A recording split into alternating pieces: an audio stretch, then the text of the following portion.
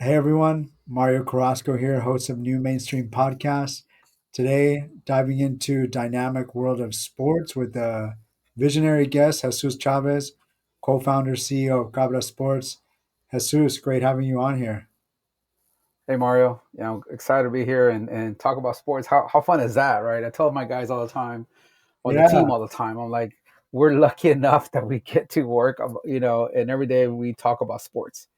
And it is a lot of fun because, and that's actually one thing you just can't forget, right? No matter how serious it gets, whatever issue we're dealing with, doesn't matter. Ultimately, we're talking about a lot of the things that most of us, at least that are part of our company, grew up watching for fun, and we'll probably be doing it for fun regardless whether or not we get paid. So that's kind of the nice part of yeah, working no, in and that. we're coming off a amazing sports weekend. We just had the All-Star weekend and we had some amazing Latino representation there. We have a guest question we'll get towards the end, but Jaime Jaquez Hmm. Jr. of Miami Heat representing Right. Mexico. The dunk contest was awesome. But we know each other He's from also a Black Bruin, by the Brown, way, which is yeah, right? Which is not the greatest school, but we'll let that slide. yeah. All right. um, Nice. no, but we before we dive in, so I know you from your venture Black Brown. Before we dive in, like tell us a little bit about the entrepreneurial journey leading up to the founding of Cabra Sports. Like, how has your background shaped the vision? Yeah, What was the idea? Like let's get into the founding story there. yeah, for sure. I'll kind of give you I'll go a little further back just to kind of give a little bit of context. But Yeah. it's funny enough, what I went to school for was actually engineering. So I studied mechanical engineering. I like saying it because it's kind of funny because when you study engineering, you have to like super like focus on on a very specific segment there for engineering. That's a lot of what it is, specialization, right? I ended up studying and got an emphasis in robotics, right? And then never Wow. touched it, right? Never didn't do anything at all. Started my career in consulting at Accenture, and then kind of worked my way after that, eventually to B school at Anderson at UCLA, which is thus my comment over Bruins. All And right. then from there, I actually made the jump to media. So I joined Univision during a really interesting time where they were basically every year they were going kind of across the board, across the country to all the major business schools and find one person to bring on the company, almost like a fast track to management. It was almost like the real life version of The Apprentice, right? Where you would kind of come Yeah. in and get a chance to work in different projects with an idea that you will get some like fast track to management. So it was a great opportunity. When I came in, I didn't know anything about media. I got a chance to right away work directly with the president of the radio group, with all like the senior leadership. Eventually, I started overseeing all the digital operations for the station group, which meant that for every TV station, radio station that Univision operated, it was like 50 something at the time, I think is what it was. Or no, 70 something, I think like 55 market. It was a lot of them. We basically, all their digital content product was under my team, right? But after about 9 years, I kind of had the entrepreneur bug for a little while. I always kind of felt the idea that I wanted to be able to sort of build my own path in terms of what I wanted to focus on, and decided to make the jump. Eventually, or when I did that, I ended up joining an early stage startup called We Are Me Too. It was really interesting for them because they were in many ways trying to be, frankly, the answer to Univision in some ways, right? If Univision was older, linear, all in Spanish, Me Too was going to be digital first, digital only, actually, not just digital first at the time. Be really focused on more culturally Latinos. They'd be very bilingual first, right? In that approach, which also being a much younger audience. Spent there about 4 years there with them. Left as the chief operating officer, then became the CEO. I'm sorry, of another digital content studio called Vertical Networks, which was a joint venture between Snapchat and Liz Murdoch. And it was a company that was focused specifically around building uh, mobile first content, really aimed at Gen Z audiences. A lot of what we're doing was initially incubated within Snap, and I sort of came in to expand our efforts beyond the Snap platform into all other places. Was lucky enough that I was able to sell that company right before the pandemic. Did a couple other things, and then eventually founded Cabra Sports in April of 2022. Now, part of the inspiration specifically for CABRA Sports was that along the way, got a chance to do quite a bit of work in the sports sector, specifically with the NFL, with Major League Baseball, with PGA Tour. And each of them are different. Each of them have different challenges that they're dealing with, but they all have the same broad problem, which is all of these leagues, they were and they are trying to figure out how do we hand the sport to a new generation that both looks and behaves very different than previous generations of sports fans, right? Much less driven by actually watching the game live, even attending the game, right? And the way that fandom is now expressed is much more bifurcated, right? You're everything from going on social platforms, looking at highlights, going on Reddit, engaging with it around your fandom, being on Discord with the individual groups, to the rise of sports betting, fantasy, gamification. There's all these sort of multiple ways to express fandom, and I just felt that no one was really doing this in a significant manner, with a specific focus around young bilingual sports fan. Right? When you think about what general market has been doing, and they've done a lot, never really connects with culture. There's always a challenge there, right? A little bit of disconnect. And when you look at Latino media, while they do tons of stuff in sports, it's still very driven by traditional means, all in Spanish, primarily linear. So I felt like there was this gap there, specific around building a company that was aimed at the future of sports fandom in all the ways that young people want to express their fandom, but with a clear focus around young bicultural Latino sports fan, which I see as Mm. obviously the both present and future of fandom in the US. So that was the idea. That's what basically drove the inspiration and allowed us to be able to launch the company once again, like around April of 2022, which funny enough, it took us a few months to kind of get operational, and we're sort of fully operational by the summer. By October, we already were engaged and partnering with the NFL, and started collaborating with them, started helping them think through and creating content that allowed for them to expand some of their efforts that they were already doing, specifically to engage young bilingual fans. So that was sort of some pretty quick validation early on to show that hey, we were in the right kind of path in terms of how we're thinking about it. That's awesome, and yeah, I mean, it seems like your experience up until that point, and we were talking a little bit before, personal passion for sports seems to Yeah, culminate in this. And you mentioned a lot about the future of fandom.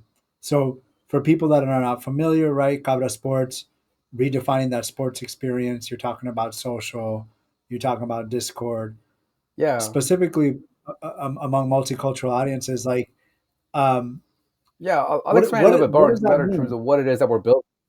Yeah, because Yeah. honestly, look, when you're building an early stage startup, even the what you set out to build versus what you ultimately build, like it varies a lot of time, right? Many times when you're in that very early stage, you have a good idea, hopefully, right? You see an opportunity in the market, and then you set out to address that opportunity. Now, what that ultimate product or solution is that you build kind of varies over time. What we're really are trying to do is our mission is to create a community driven gaming platform, that really is aimed at that next generation of multicultural sports fan. And what I mean by community driven is that we've always thought from the beginning, when we think about where fandom is going, gamification is going to play a major role in terms of how fans express their love for the game, their interaction with each other. We thought was really interesting and obviously a huge opportunity. And it's not just in sports betting. You think about fantasy, you think about just overall gamification as being sort of the broader subset of sports entertainment. But what we saw in the market is most people were really focused initially on product, spending a bunch of money on product, building these in many cases very sophisticated platforms, and then had no audience, and then try to how to go buy their way into audiences with very high cost of acquisition, having a hard time retaining folks. And what we felt was like we want to build something that is comes from the baseline of understanding audiences deeply, from connecting community, from building a rapport and understanding of how these newer audiences want to engage with each other, and then build products off of those communities. So that's why when we started our approach, is we set out to say, look, if our thesis is that young bilingual sports fans are underserved, then let's go prove that we can build something that does connect with them in a more significant manner, right? And look, I'll give you the early day errors, I mean, or learnings that we have, right? Not, they're all learning opportunities. Is that we initially try to set out to build one kind of a master brand, Cabra Sports, that was going to connect with all Latino sports fans. Right? Sounds great, right? An idea like, yeah, why wouldn't you do that, right? And that failed. Like that just didn't work. It didn't work. It didn't work because there wasn't enough connective tissue between the very types of fan bases that we were connecting to, right? Simply saying I'm a Latino sports fan and therefore I want to hang out with a bunch of other types of Latino sports fans, it's just not enough of connective tissue, right? You can do that, but it becomes end up being very sort of driven by pop culture, and it becomes almost like a different thing, right? There's other people that have taken that approach, but we felt like that was not really working very well. Therefore, we sort of shifted our focus and said, like, no, we need to really create communities that have a lot of a lot of connective tissue between them. And there's two things that connect, I think, in this case, that create very strong connective tissue. One is culture, and the other one is sport, especially around specific leagues, teams, etc. Right. So we started to break out instead of having one master brand of Cabra Sports. Instead, started building communities that were much more focused around, as an example, football, right, or soccer, right? We call it football. We started with like, hey, let's build first of all a Cabra Football, a brand that is going to really speak to Latino soccer fans in the U.S. Right now, we started building it, got a lot of success there. We're like, that still feels a little wise. Let's go and actually sub-segment that audience out. So then we launched a brand called Fútbol Asada. Now, Fútbol Asada, what that brand represents is like that's a if you were to talk about that brand as a person, that's a 24-year-old kid that is born and raised in Long Beach, maybe speaks Spanish, maybe, but has grown up watching El Tri, right, the Mexican national team, or and watching Liga MX, right? Big fan of Liga MX. It's something he grew up with his family, but is very acculturated in every other way. That's what that brand represents. And when you think Mhm. about in terms of other, whether it's media or gaming offerings, anything that is aimed at sports for Latinos, no one is talking to that person because they're either being addressed in the Univision Telemundos in the world, which is like, hey, we're gonna do everything. We're gonna speak to you like you just showed up, right? From whatever your country of origin. Or if you are ESPN, we're going to pretend Liga MX doesn't even exist. Like we're just going to ignore that whole segment, right? So there was no one really talking to this audience in that manner. And we've done another one called Cabra Centro, same idea, speaking to Central American soccer fans.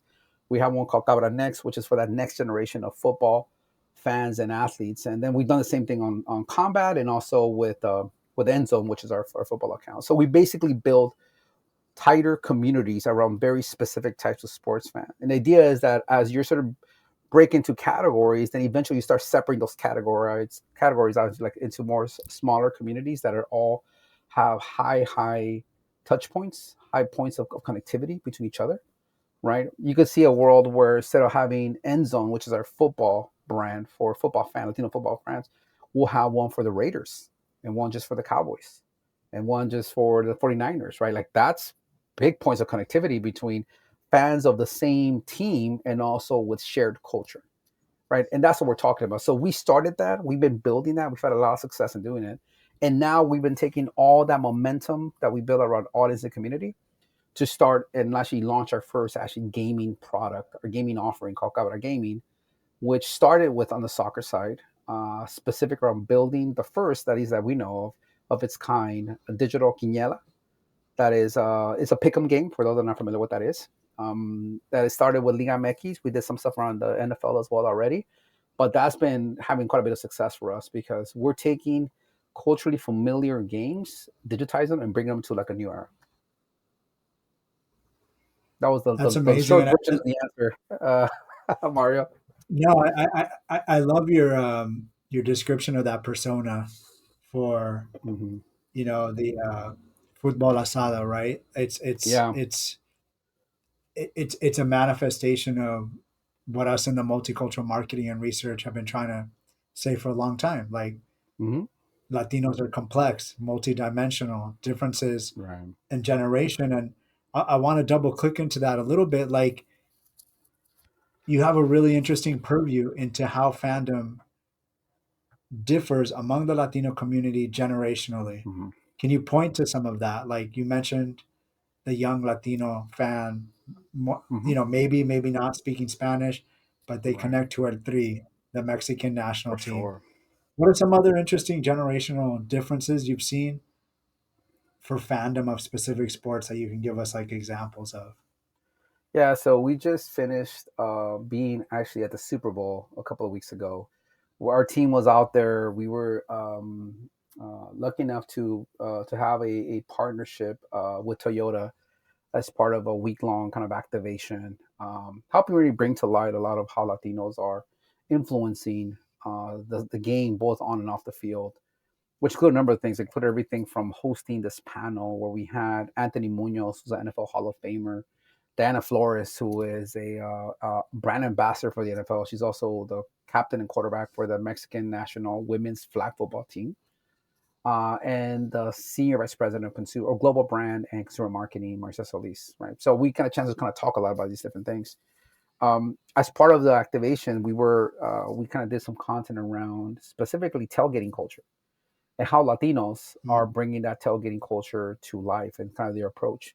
It was really interesting is that it's the whole we did a whole narrative telling the story, and this is the way that we approach it. Right, the entire thing's in English, like the entire thing is in there. We do a couple of like Spanish words here and there where it absolutely makes sense. But I'm very conscious of, and this is something I tell my team all the time: we do not want to have a Dora the Explorer brand. And you know what I mean when I say that. Like when people kind of throw in that like one Spanish word that makes no sense and no one ever speaks that way. That's what I'm referring to, Yeah. right? But a lot of what that video talked about, and I think this goes back to your point, is that it kind of talked about the way that we as Latinos kind of embrace and have changed the way that we think about tailgating culture, right? I mean, we literally have multiple teams in the NFL that have their own corridos. I mean, think about that, right? Like you would have never thought about that in the past, which is like NFL teams gain a corrido. Well, when we talk about tailgating culture, we talked about how the fact that music plays such a big part, and people have a full on banda at a tailgate, right? It feels like almost out of place in terms of being in this kind of NFL environment, but yeah, that's exactly what it is, and that's an important way of which these audiences are, or these fans are embracing the game and bringing their culture into it.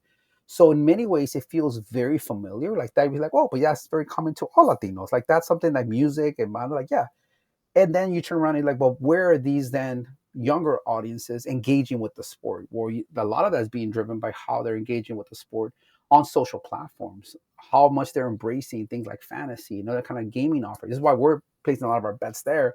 Is that there is both an embrace of and a bringing along of the old, but embracing the new, which makes them like a total hybrid from everybody else, right? It has those deep connections to culture and root that is less driven directly by just language, right? Because I think that's the difference from when we think about historically. Is we tend to think about Latinos that if you just talk to them in Spanish, like that solves all problems, and it doesn't, right? Like it's a point of connection for sure, and I think for Latinos, it's still a great way to engage with them. But we have to think about these audiences beyond language, and culture goes beyond language. Our traditions go beyond language. We can still practice our same traditions without it being in Spanish. And I think that's the part that we're seeing a lot of these young people in terms of how they've embraced their culture, how they're embracing a lot of these traditions while still living and engaging in the sport in a very new way that their parents didn't do that before. And that's what we're trying to tap into in terms of the stuff that we're doing.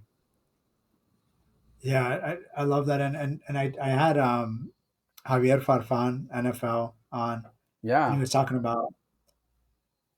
It reminds me kind of on the other side, on the these large sport franchises side, how the NFL is embracing kind of the natural storylines that are Mm, occurring. Right? You mentioned right. like the coaches, the players.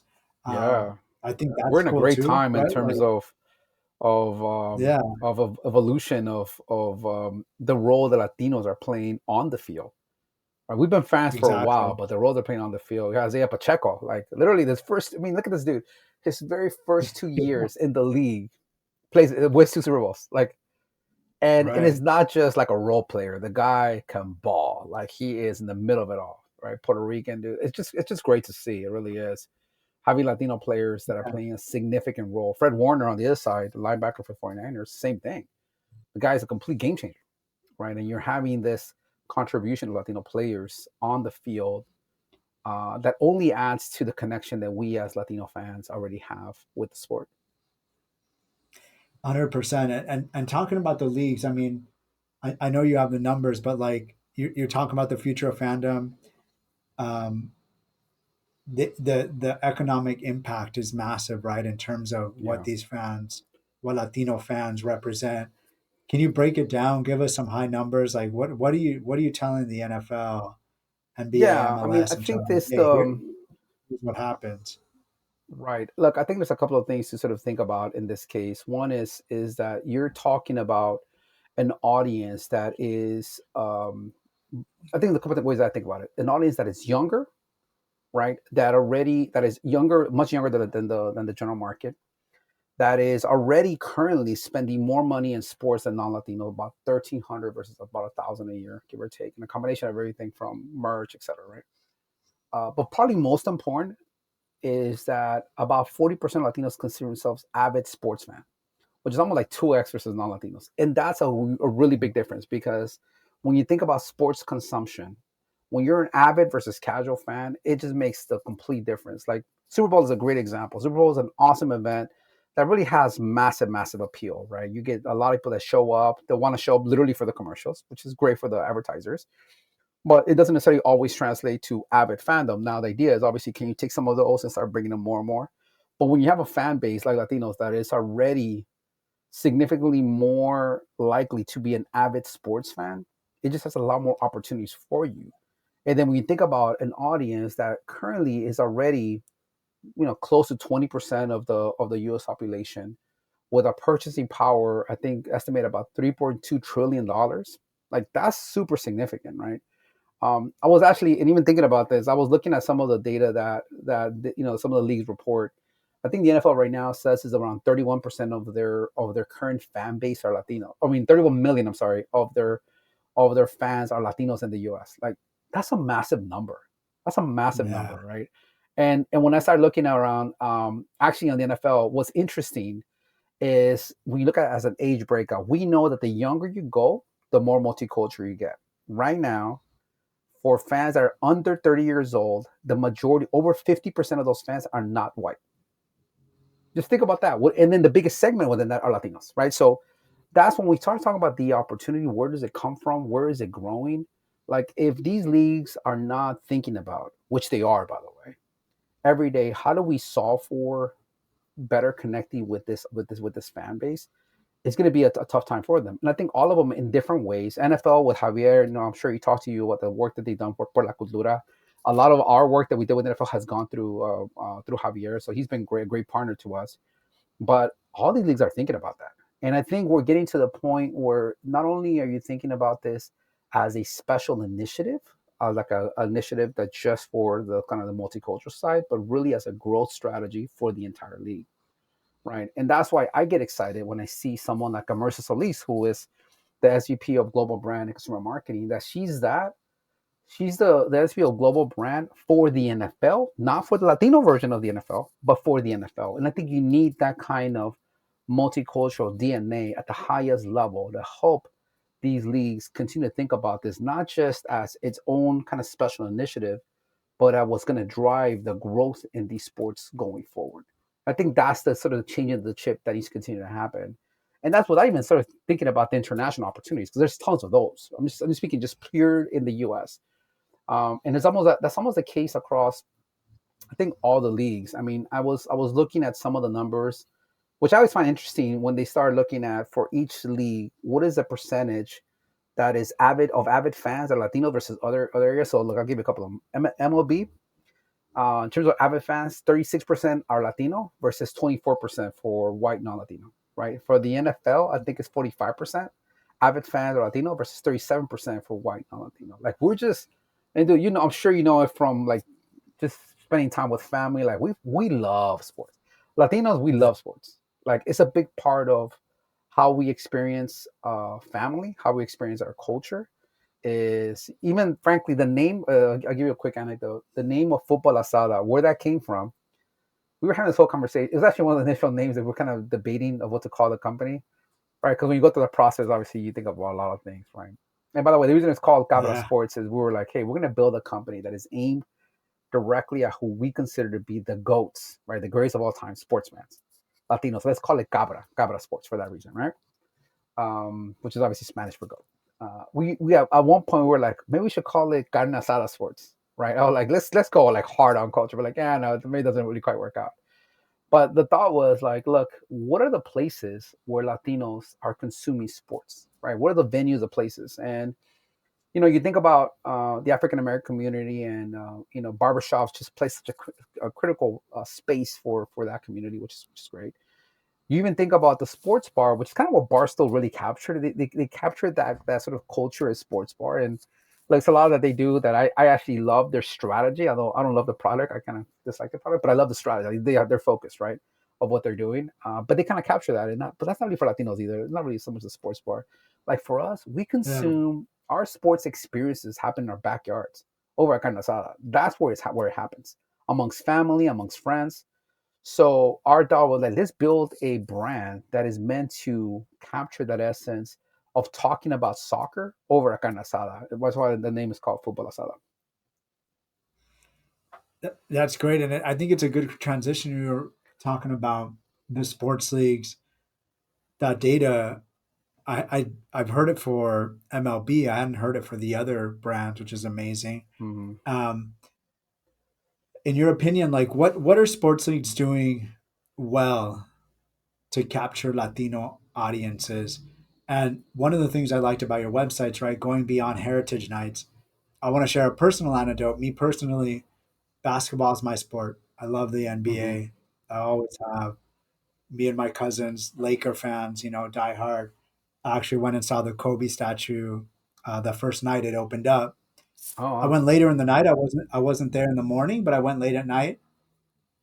80% Latinos, like at 11 p.m. Sure. at night, right? Like paying respect to Yeah. Kobe. But for the Lake, I'm not going to talk about the NBA in general, but for the Lakers and being a Los Angeles team, like the LA team, right? A huge Latino fan base. They Yeah. haven't done a good job of connecting with Latinos, right? Like Right. all we get is the Los Lakers night, which is kind of cheesy. Like, and Right. like Yeah. it's Yeah. it's I wish there was more there, given how passionate Latinos are Right. for the Lakers. But that aside, like what are leagues doing well that are positive, like in your opinion, Yeah. Yeah. Yeah. that It's, really it's go beyond funny. just heritage night? I've had this. Funny enough, I just talked to someone from the Lakers organization that I met at an event, and my literally my comment to him was like, every day your fan base is more Latino. Like, Yeah, period. Like, no matter what it is today, it's going to be more tomorrow and the day after that. And right. obviously, I'm exaggerating by day, but like every season is going to be more Latino. Like, no matter how you cut it, it's just going to be because of where you are. Yeah, Like, you're in obviously the heart of like the U.S. Latino market, like the biggest one. And I do think it's something that, um, yeah, I hope to see more efforts directly kind of across the board. Look, in terms of what I've seen do well, look, I think the Heritage Nights are an important starting point for a lot of these teams and leagues. Right? It's easy for me to sit here and be dismissive of Heritage Night, like, oh, you shouldn't just do that, because and sometimes depending on how they get executed, sometimes they can be very cringy, as we know. But in many cases, when there's been zero recognition of this really important fan base, the moment you have one, it does become a nod, like a special nod to that audience, right? Like, I'll give you the example. A couple of years ago, the Dodgers, who I think does a pretty good job, we can talk about the why.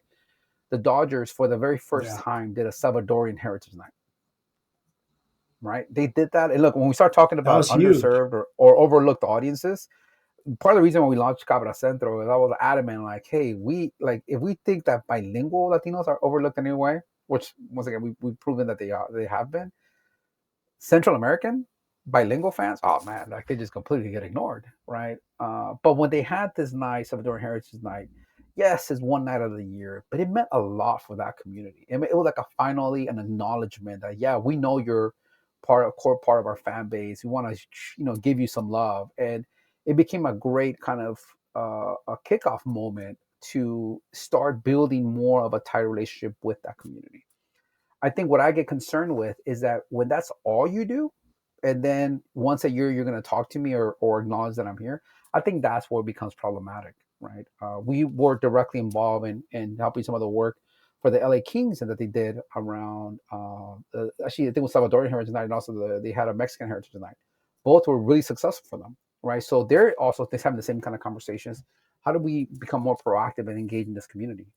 What I find to be like work really well is, and I think the Dodgers is a good example of this. The Dodgers, when you go to a Dodgers game, you could literally be sitting there listening to a song, to a Snoop Dogg song, and then have Felino right after, or have Peso Pluma right after, or Bad Bunny. And it doesn't even skip a beat. It literally goes from one to the other. It sounds like the playlist that I have, my younger cousins have. Like that's what that sounds like because that's who we are. When you're someone that is bicultural in a place like LA, your playlist really is a combination of all the influences of where you live and how you've grown up.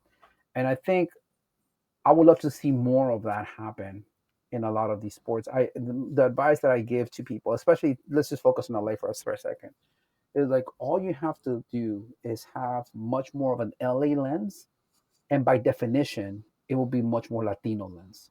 If you just start thinking about you're expressing fandom, you're embracing fandom through an LA lens, by definition, it will be a much stronger Latino lens. You don't have to say it is only for Latinos.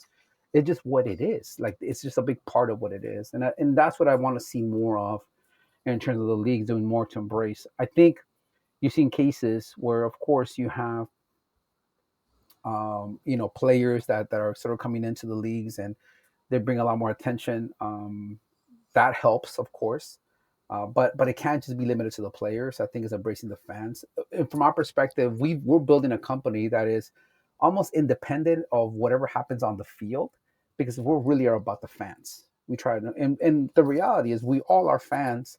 As you mentioned yourself, I'm also a Lakers fan. Like we've been fans of the Lakers, whether or not they have Latino players. Like it's our team, right? We want to see championship. Now it's great when you had someone like Kobe who so embraced the Latino community. He himself like took the approach that I'm talking about. Is he just?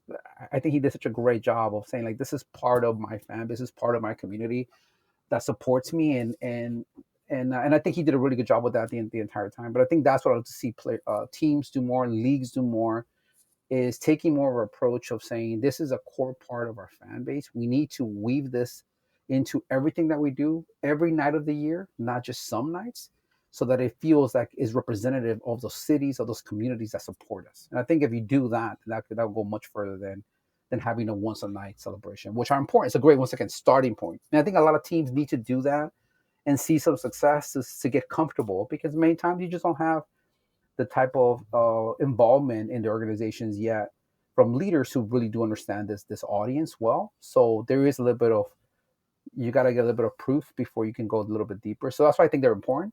I just always hope that they don't just stop there, or think that the opposite, which is, well, maybe if we just do a Spanish broadcast, that kind of solves our problems. Like that's not. I mean, even on the NFL side, man, trying to listen to a game in Spanish and you hear some of the positions, I mean, I don't know what the hell they're talking about, right? Like I can't even tell you like I'm trying to think what's the Spanish word for a tight end. It's like a really odd name that they have. So when you hear it, like it throws me off. I'm like, wait, what happened? Like who is it? Like that. So think that just language, and once again, that's important for some people. That's great. Like for more Spanish dominant, that's awesome. And I'm not saying don't do it, but to think that that is the strategy for all Latinos, like that's where I think is a But mistake. but even to your point, right? Even if you're Spanish dominant, you might not even know the word for tight end, like in Spain, I right? Like because agree. yeah, it's Yeah, when that football comes is from, yeah, when that comes from Mario, I think is what they literally did is they took the Spanish broadcast from Latin America, where it's always presented that way. So some of the name for me, I live familiar because I lived sometime in Mexico. Where I'm like, oh, that's just what they call it over here. But this is no need to translate that. If you tell someone el quarterback, they'll be like, oh yeah, the quarterback, got it. I know what we're yeah, talking about. Versus el right. mariscal de campo. I'm like, who's that dude? Like, Never heard of is that that a word to be coach? honest. That's my point. It's like that's what we are like missing the point. I think a little bit in trying to engage fans. I, I think you have a great example though about the playlist because so many times, right? When I'm talking to marketing executive or insights executives, I think there tends to be an overcomplication and they overthink it, right? Yeah, But you're bringing it to like a playlist like every night, and that's so true, right? In Los right. Angeles, you don't bat an eye when it's Dr. Dre, and then Peso Pluma, Right, like that is, and I think nods like that happen every single game. That's a huge right. impact. Yeah, and I think there's sometimes there's too much concern that this somehow is going to turn off our non-Latino fans. But man, if you live in LA, you're non-Latino. Like it's just part of the environment. Like that to me is a little bit of a silly argument. Now I get if you also do the entire thing in Spanish, okay, that could be a little bit of a shock. Like, hey, I didn't know we're in Spanish night. But other than that, like, you kidding me? If you're walking down the street, you're hearing this music. That's what people are playing. That is what the city is, right? So I think Yeah. it's a matter of embracing that. That is, I think, a good advice for executives is like, if you're not sure, ask for some of your junior Latino people that you have in your team. And I'm saying that because I'm assuming you don't have a lot of senior Latino people, which is another problem. Ask them what they listen to. Have them share you one of their playlists. Like, it'll be Yeah. very telling. Like this people, kids that are like, born and raised here, that are very embedded in U.S. culture, and then like you listen to you see what they're listening to. I think that gives you a good indicator of how to think about culture. So that's a good segue in terms of you're talking about executives and senior executives and Yeah. going beyond the field. Let's discuss a little bit diversity in sports management, Hmm. front office, executive, commentary. Like, what trends are you seeing in front offices? Like how leagues are addressing diversity in those spaces? Is that going in the right direction? Even from commentators, like give us your pulse.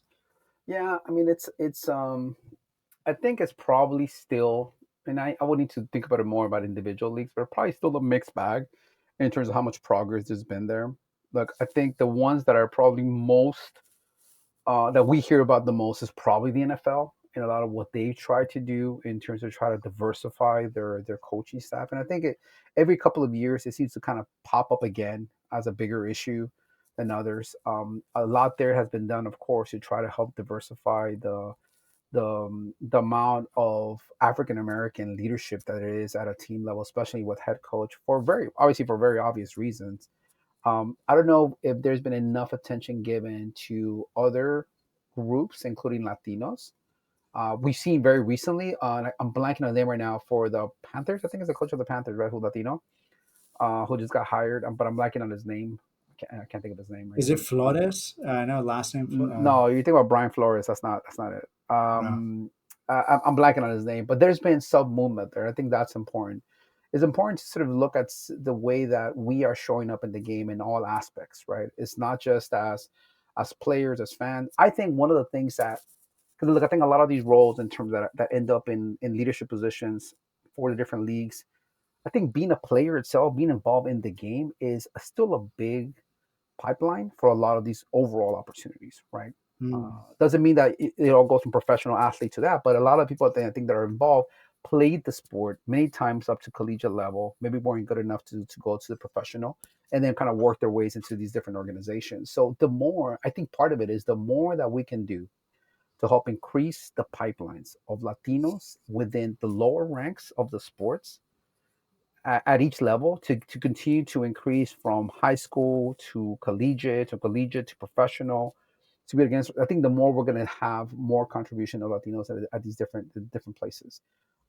It's going back to the NFL only because it's fresh in my mind. Is one of the things that I'm very curious to see the overall impact it has is what is the role or what's going to be the impact of the rise in flag football in terms of Mm. creating more of a pipeline for Latinos to be involved in the sport, both at undergraduate levels and then kind of going forward, even including having more of an international flow of athletes from other places coming into the U.S. As an example, one of the persons that was in this panel that I was telling you about that we did at the NFL at the Super Bowl is Diana Flores, right? So she is the captain quarterback of the Mexican women's flag football team, right? We started talking about her in not last year, the year before, I guess 2022, when the NFL had a game in Mexico. I think it was the Cardinals against the 49ers, maybe. I forget now who it was. They had a game in Mexico. We were talking with the NFL like, okay, what should we do in terms of talking about about this game? And there was a lot of idea like, well, we should talk about the game and the history. They were like, yeah, I mean that's good, but Why don't we talk about how fandom is evolving in Mexico and what are some of the drivers to help accelerate it? We know that historically there's been a lot of Latino fans in Mexico for the Raiders, the Cowboys, the Steelers. Actually, is a big group fans there. But one of the things that we had not really talked about much, and frankly, we started looking into it, is the rise that flag football was having in driving fandom in the country. And part of that came from the fact that the NFL themselves invested in more flag football programs in Mexico. And what's interesting about that is not with that investment, all of a sudden Mexico as a country started to become a little bit more of a powerhouse in flag football. So much so Mhm. that that year in 2022, Diana Flores led the team of the Mexican national team to actually win a tournament. I think it was like I forgot what it's called. It's like a 6 country tournament in flag football where they beat the U.S. for the championship, like 35-6 or some number like that, right? So now we're like, oh my God, like you have this Mexican team of women playing flag football that all of a sudden is doing well at a global stage. What does that do to drive more fandom in the country? What does that do to create a pipeline of athletes that maybe start through flag football, but can then make a transition into regular football or into like the collegiate level, whatever may be the case? And does that create a dynamic where eventually you can see more of a closer similarity to what has happened in the NBA, right? The amount of international players in the NBA, some of the biggest superstars now are actually not even American anymore, right? They're international players, Right. right? So that could be an interesting dynamic. I'm very curious to see the role that flag football has both in the states and from international community in helping to rise or create more opportunities for multicultural audiences to be part of the game. And I think the more that happens at the lower level, that starts to bubble up into the back office management, into leadership at the teams, into even like not just coaches but refs, and basically into the sports ecosystem. And at least that's something that I wanna see how that plays out. Yeah, no, and I know that the NFL, I mean, they're heavily investing in that, which is incredible. Right, And you touch on one of the last questions I want to hit on, international expansion. So, um, there's always been that relationship, like you mentioned, between right. Mexico and the NFL, Mexico sports fans. Now we're seeing a pipeline of players potentially from flag football. You know what? Why or why not should expansion into Mexico be a priority for the NFL? I mean, it seems like that's one of the first or biggest markets outside of the U.S. that they're investing in. Like, Yeah, I, are you I would doing, say, sounds like you're doing work there? yeah, What do you yeah. I mean, look, Mario, I would have a much stronger view there, which is it is an absolute priority to get a team in Mexico City. Like, Mm, and it should be an absolute priority. I mean, it has the fan base already there. It has obviously very avid sports fans. It already is a city that supports three professional soccer teams, I think, right? It's a city that is in many ways the New York of Latin America, right? You think about the role that Mexico City plays for not just Mexico, but for the entire for the rest of Latin America, both South America and Central and Mexico, where North America, right? The role that that city plays, I think, is really really important. It has the infrastructure, it has everything I think that is needed, and also from a proximity, it's just not that far, relatively speaking, right? I would love to see a team based out of Mexico City. As a matter of fact, when we did like a little interview thing with Anthony Munoz after the panel, and one of the questions we love to ask people, hey, if Mexico City was to get an expansion team, what should the team be called? You know, so he thought it should be called the Warriors. You know, he did go with the Aztecs, which I think most people would answer that. But I think it speaks to that. It's like it's right there. It is such a great opportunity, and I really hope we get to in a very near future that happens. I think it will be a complete game changer for the NFL. It already, of course, the league itself, I think, is doing a lot to really drive the sport with Latino fans in the U.S. and also continue to basically go into different places to make the game more global. But still, when you think about the NFL, as successful as it still is to a large part a very regional sport. It's not like the NBA. NBA is truly a global sport, and I think creating more of the dynamic in a market like Mexico, I just think is prime for it. And I really hope we get to in a very near future where that actually takes place. yeah, that'd be incredible. And you mentioned the NBA, the first international teams, right? Or Canada. So you have Right. the Toronto Raptors. I mean, how cool would it be? Keep it in North America, but go south, right? Like Right, right, that's right. Yeah, I think that would be awesome, and I think the market will support it. I mean, it's Mexico City is I think a great market for sports. I mean, I it's mean, and showing that not only the already. market, right? I mean, you're going to create a whole bunch of new fans in the States that are going to become Sure, Mexican City fans, it's right? gonna be tough. Like I think that. the ones that are gonna be sweating it is probably the Cowboys, Raiders, and 49ers. I don't know if they want that. They're like, no, no, no. We That's want to true. keep our Latino fans. We have a lot of those. That's true. So we'll That's see. true. So cool. Well, wrapping it up, this has been amazing. I mean, I could talk to you about sports for forever, but I have a news section here. I put it out on Twitter that I was going to talk to you today. So we got a timely question coming out of the All Star Weekend from Mhm. one of our listeners that wanted to ask about the NBA. So the question is, do you think Jaime Jaquez Jr. represents a cultural shift in the NBA for Mexican players and sports fans? They wanted to I, hear I, your thoughts on that. yeah, Now look, I think he is. The fact he's a Bruin, I think I'll have to start with that. But no, no, he. I mean, it's great when you start having players that are just superstars, and I think he's a superstar. And he's had a great rookie campaign. And I think he's a guy that is going to be a game changer. And I think that's what you need in the league. The NBA is a league that is led by players, for good or for bad. And I think a lot of it has been for good, to be honest. I think the NBA in general has been very innovative in terms of how they approach fandom, how they approach their players, really allowing the players to take the lead.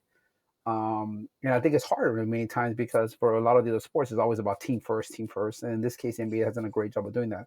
I think he is good enough to be someone that's transformative in the sport as an ambassador. We've had great ambassadors in the past, other Mexican players as well, but it's always tough when they don't have the talent, right, to kind of back it up.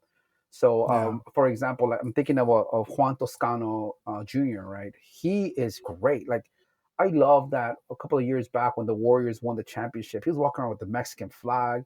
He went to Mexico, was taking pictures with the El Tri, with the players, went to go meet the president. He himself played for the Mexican national team, right? we and So we had him for a minute here in the at the Lakers, if you kind of for a remember. minute with the Lakers, right? Like, so he's someone that not only is his culture, because I forget now, I think maybe his mom's side that is Mexican. I forget now, he's mixed, but I forget which side it is. Yeah, But it's someone that really embraced the culture. Like, yeah, this is a core part of who I am, and I think that's great. And it's great to see that. And I think now with in Miami, you have a player that not only does that, is embracing his culture because he's I think fully Mexican, is that he's also a superstar. So that's just a completely different dynamic. So I could totally see him being like really being embraced by fans and being someone that hopefully this generation of NBA fans kind of look up to a see, and hopefully is that turning point of becoming even a bigger draw to getting more players to come out and continue to influence the game in a very positive manner. yeah, no, totally agree. My only knock is I wish he was a Laker, but I'm I know. supporting. You got Yeah. Well, hey, we'll Pat see. We'll see. Riley. Maybe in a trade, never say never. The photoshops have already happened for sure. Oh yeah, I know, Um, right? Especially after the dunk contest with the Mexican flag, or like that was just like what a great moment, right? Like what a great yeah, visual. yeah, no, that That's was awesome. awesome. So, well, thanks for having on for coming on, Jesus. This was an awesome conversation.